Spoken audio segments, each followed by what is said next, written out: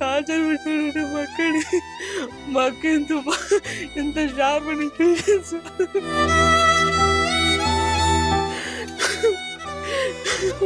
వాడు ఖచ్చితంగా ఉరిశిక్ష పడాలి. వాడి జీవితంలో వాడి జీవితాంతం పడాలి. నాకు ఒక్క మాట దాని ముందర ఫోన్ చేసింది, మీకు మీ అక్క గుర్తు ఫోన్ మాట్లాడతా, ఏం చెప్పండి, ఏం లేదు. ఏమైందో ఎప్పుడు ఏమైందో మా అక్క వాడి కోసం ఎంత తాపత్రయపడిపోయిందో.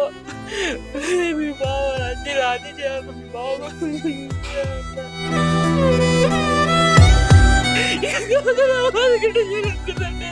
వాడికి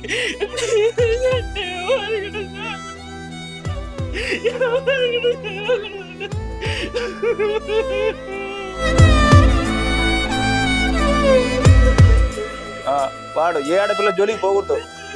మా పాప మా కోసం చేతో లేకుండా చేశాడు వాడు. వాళ్ళ దగ్గర దూరంగా ఉండాలి. వాడు జైలు మగ్గిపోవాలి. వాడు నువ్వంటే నాకు ఇష్టం లేదు, నువ్వు అట్లా మక్కము, నీది పాడు ముఖము, నీ మీద నాకు ఫీలింగ్స్ కలగడంలే, నువ్వు ఫోన్ చేయకు అని చెప్పింది అన్నాను సార్. వద్దంటే నువ్వు ఫోన్ చేయొద్దని చెప్పి చచ్చిపో, నువ్వు చచ్చిపోతావేమో చచ్చిపో, నువ్వు ఇంట్లో ఏమన్నా చెప్పుకో, నాకు సంబంధంలే, ఇట్ట బుగ్గగిలి నీ స్మైల్ బాగుంది అని చెప్పినాడు సార్. ఇప్పుడు ఆ స్మైల్ బాగలేదంట, నా బిడ్డ బాగలేదంట, వానికి నచ్చలేదంట, నా బిడ్డ మీద వానికి ఫీలింగ్సే రాలేదంట సార్.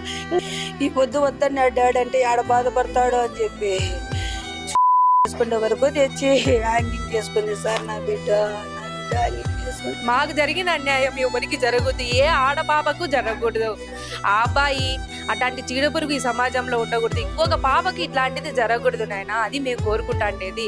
కడప పటేల్ రోడ్డులో అత్యంత దారుణ ఘటన చోటు చేసుకుందని చెప్పవచ్చు. ఎందుకంటే పెద్దలు ఎంతో సంతోషంగా ఒక వివాహానికి ఏర్పాట్లు చేశారు. ఈ క్రమంలోనే ప్రొద్దుటూరుకు చెందిన షాజహాను, అలాగే కడప పటేల్ రోడ్డుకు చెందిన రెహానా, వీళ్ళిద్దరికీ ఆగస్టులో పెళ్లి జరగబోతోంది. ఈ క్రమంలోనే షాజహాను రెహానాకు నువ్వు అందంగా లేవుండు అని చెప్పి వాట్సాప్లో చాటింగ్ చేయడము, ఆ అమ్మాయిని హరాజ్ చేయడంతో, ఆ అమ్మాయి మెసేజ్లు పెట్టడంతో మనస్తాపానికి చెందిన రెహానా ఆదివారము తన గదిలో ఉన్న విషయం వెలుగులోకి వచ్చింది. కుటుంబ సభ్యులు ఎంతో ఆవేదన వ్యక్తం చేశారు. ఎందుకంటే ఎంతో ఆనందంగా, ఎంతో ఈ పెళ్లి వేడుకలు జరగబోతాయని చెప్పి కుటుంబ సభ్యులు ఎంతో ఆనందంగా ఉండే ఈ క్రమంలో ఓ పక్క రెహానా కూడా ఎంతో సంతోషంగా ఉండే ఈ క్రమంలో ఆ అబ్బాయి ఈ విధంగా హరాజ్ చేయడం పట్ల ఆ అమ్మాయి కుటుంబ సభ్యులు ఎంతో ఆవేదనతో ఉన్నారు. ఒకసారి మనం రెహానా ఇంటి దగ్గర ఉన్నాము, వెళ్ళి అసలు ఏం జరిగిందని చెప్పి కుటుంబ సభ్యులను అడిగి మరింత సమాచారం తెలుసుకునే ప్రయత్నం చేద్దాం. వాడు ఖచ్చితంగా ఉరిశిక్ష పడాలి. వాడి జీవితంలో వాడి జీవితాంతం పడాలి. ఇంకా మా అక్కకి జరిగినట్టు ఎవరు జరగకూడదండి. వాడు ఎంత టార్చర్ పెట్టాడంటే మా అక్క ఎంత షార్ప్ అని తెలుసు. ఎంఎస్సీ బయటకు వచ్చి యూనివర్సిటీలో టాప్ సెకండ్ మా అక్క. అట్లాంటిది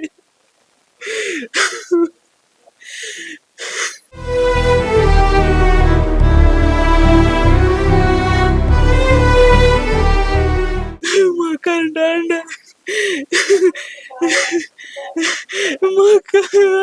మాకు అంటాడు కానీ మా బావతో వచ్చాడు కాదని అంటాడు కానీ మళ్ళీ ఊరికి లేరా ఎందరో బాగానే చూసుకుంటూ ఆడరా అంటాడు కానీ నేను ఉన్నా మా అక్కను కాపాడుకోండి.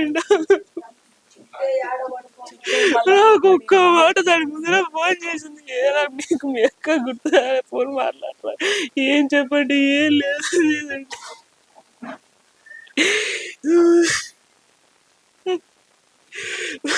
వాడు ఎంత టార్చర్ పెట్టాడంటే వాడు మా అక్కను మా అక్కకు బ్రెయిన్ రాట్ చేసేసాడు. లేదండి చెప్తానండి, ఏందో ఒక 1 month ఉండారండి బాగా ఒక రకంగా మాట్లాడుకుంటా అన్నారండి బాగానే. ఏమైందో ఎప్పుడు ఏమైందో మా అక్క వాడి కోసం ఎంత తాపత్రయపడిపోయిందో. మీ బావ అన్ని రాజీ చేయాలి, మీ బావ ఒక్కసారి గుర్తు రాలేదు అప్పుడు ఒక్కసారి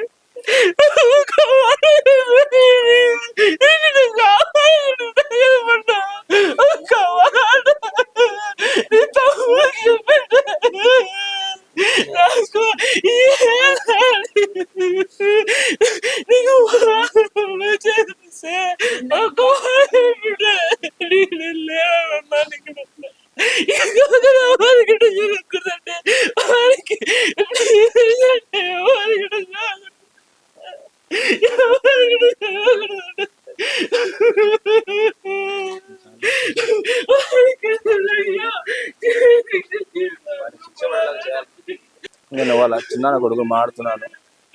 మా చెల్లి ఎంతో మంచిది, గుణవంతురాలు. తల్లిదండ్రులు ఇచ్చిన సంబంధం చేసుకోవాలా, వాళ్ళకి చెడ్డ పేరు తాగుతుందని అది ఎంతో బాగుండేది. చేసుకునే చివరికి వాడు ఇంత అరెస్ట్ చేసి ఫోన్లను టార్చర్ చేసి నా చెల్లెని వాడు చంపేసినాడు. బయటికి రానియకుండా తనను తాను సూసైడ్ చేసుకునేలాగా చేశాడు. వాడు ఎంతో మానసికంగా వేధించాడు. వాడికి శిక్ష పడాలా జీవితంలో. వాడు ఇంకా ఏ ఆడపిల్ల జోలికి పోకుండా వాడికి శిక్ష పడాలా. జీవితాంతం వాడు జైల్లోనే ఉండాలా. వాడు ఏ ఆడపిల్ల జోలికి పోకూడదు. మా పాప మా కోసం చేతో లేకుండా చేశాడు. వాడు వాళ్ళ తరఫున దూరంగా ఉండాలి. వాడు జైల్లోనే మగ్గిపోవాలి. వాడిని గురి శిక్ష పడేలాగా మాకు న్యాయం చేయండి సార్. మనం చూసుకున్నట్టయితే చనిపోయిన అమ్మాయి తమ్ముడు ఓ పక్క ఎంతో బాధపడుతున్నారు కుటుంబ సభ్యులు.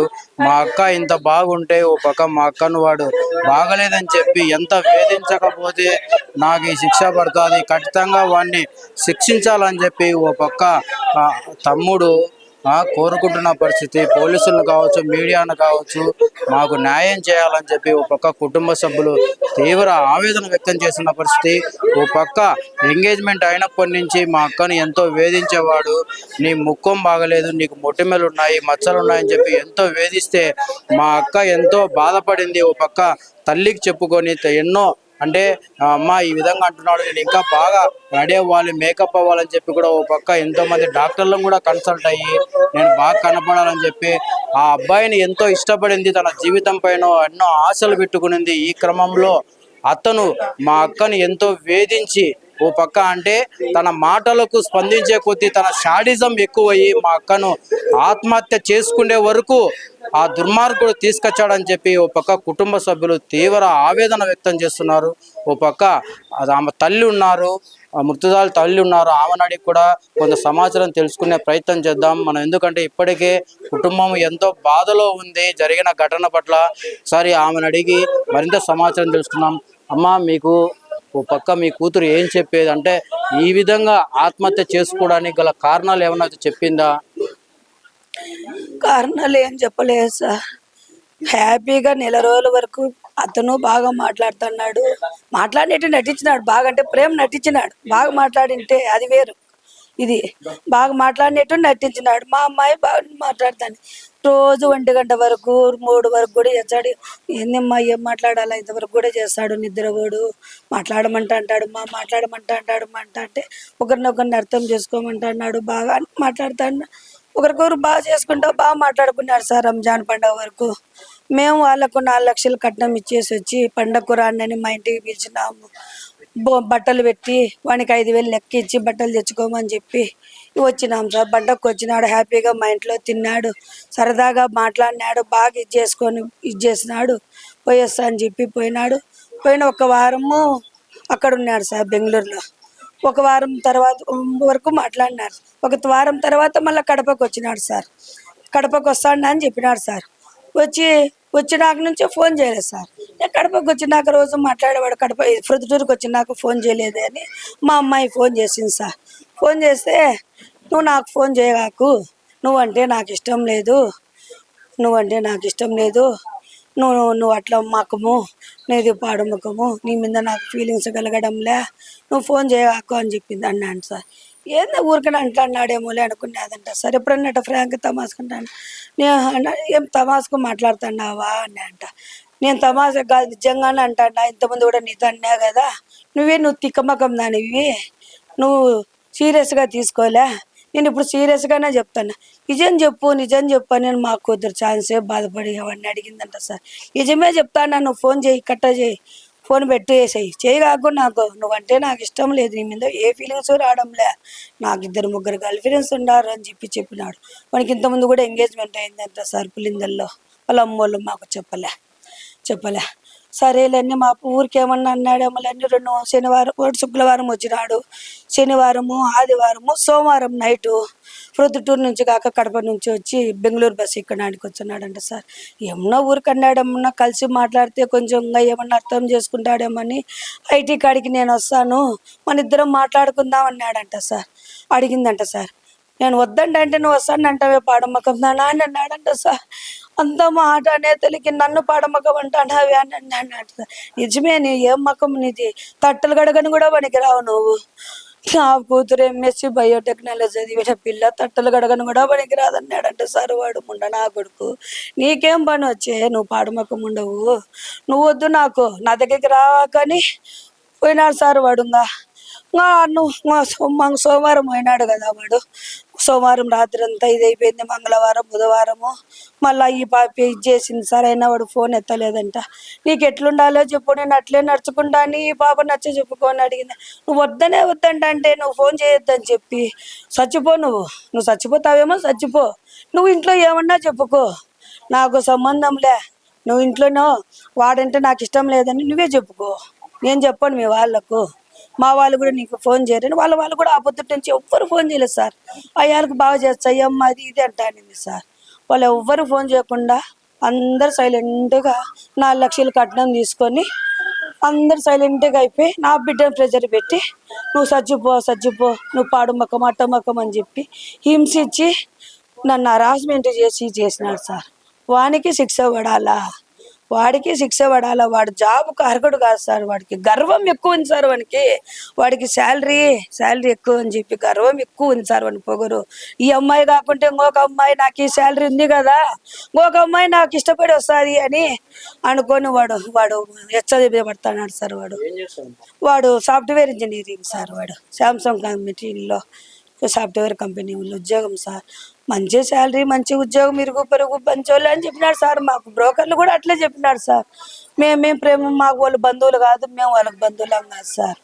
అందరూ వాడు మీ బిడ్డ బాగా నచ్చిందని చెప్పినాడు సార్. వాడు మీ బాబు ఫోటోలో కంటే ఈడే బాగుంది అన్నాడు. ఇప్పుడు చూసినాక నిశ్చితార్థం అయిపోయి 20 రోజుల తర్వాత బాగలేదంట వానికి. ఎంగేజ్మెంట్లు ఇట్ట ముద్దులు పెట్టి ఇట్ట బుగ్గ గిలిన నేటి కూడా ఉన్నాయి సార్. ఇట్ట బుగ్గ గిలి నీ స్మైల్ బాగుంది అని చెప్పినాడు సార్. ఇప్పుడు ఆ స్మైలు బాగలేదంట, నా బిడ్డ బాగలేదంట, వానికి నచ్చలేదంట, నా బిడ్డ మీద వానికి ఫీలింగ్స్ రాలేదంట సార్. ఇంకా ఏం చేస్తుంది సార్ నా బిడ్డ, అంతకంటే ఇంకా ఏం చెప్పుకోవాలా. మా నాన్న ఇంత ఘనంగా నా నిశ్చితార్థం చేసి అందరికీ ఫ్రెండ్స్ అందరికీ చెప్పుకొని ఈ పొద్దు వాడు వద్దన్నాడని చెప్తే మాకు బంధువులలో పరువు పోతాదని చెప్పి అట్ట ఆలోచన చేసి ఎవరికి అక్కకు బావకు తమ్మునికి ఎవరికి ఇంతమంది ఉన్నాయి ఎవరికి చెప్పుకోలేక ఫ్రెండ్స్కు చెప్పుకోలేక అందరి గురించి రాసిరే. ఇంతమంది ఉండారు, నేను ఎవరికి చెప్పుకోలేకుండా ఉండారా. మా డాడీ బాధపడతాడు ఇంత మంచి సంబంధం తెచ్చినా అని చెప్పి.